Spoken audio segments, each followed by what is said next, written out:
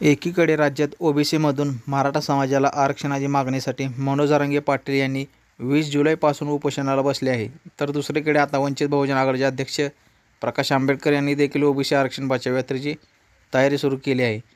ही यात्रा 25 जुलैला चैत्यभूमी मुंबई येथून सुरू होणार असून त्याच दिवशी पुण्यातील महात्मा फुले वाड्यालाही भेट देणार आहे. तर संभाजीनगर येथे या यात्रेचा समारोप होणार आहे. या यात्रेत सहभागी होण्यासाठी प्रकाश आंबेडकर आणि राज्याचे मंत्री छगन भुजबळ यांना निमंत्रित केले होते. तर आज राष्ट्रवादी काँग्रेसचे शरद पवार गट अध्यक्ष शरद पवार यांनाही देखील प्रकाश आंबेडकर यांनी पत्र लिहून आरक्षण बचाव यात्रेत सहभागी होण्यासाठी निमंत्रित केले आहे. त्यामुळे सध्या राजकीय वार्तात अनेक चर्चांना उधाण आलं आहे. शरद पवार यांच्यासह आज प्रकाश आंबेडकर आणि राज्याचे माजी महसूल मंत्री बाळासाहेब थोरात, खासदार अमोल कोल्हे यांच्यासह पंकजा मुंडे आणि धनंजय मुंडे यांना देखील या यात्रेत सहभागी होण्यासाठी निमंत्रित केले आहे. तसेच या यात्रेत शरद पवार यांच्या सहभागी होण्याची मी वाट पाहत असल्याचे आंबेडकर म्हणाले.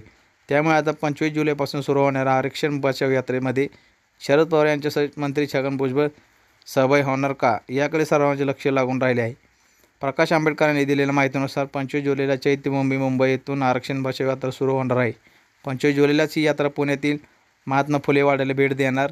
त्यानंतर सातारा, कोल्हापूर, सांगली, सोलापूर, अहमदनगर, उस्मानाबाद, लातूर, परभणी, नांदेड, हिंगोली, यवतमाळ, अमरावती, अकोला, वाशिम, बुलढाणा, जालना आणि संभाजीनगर येथे यात्रेचा समारोप होणार आहे.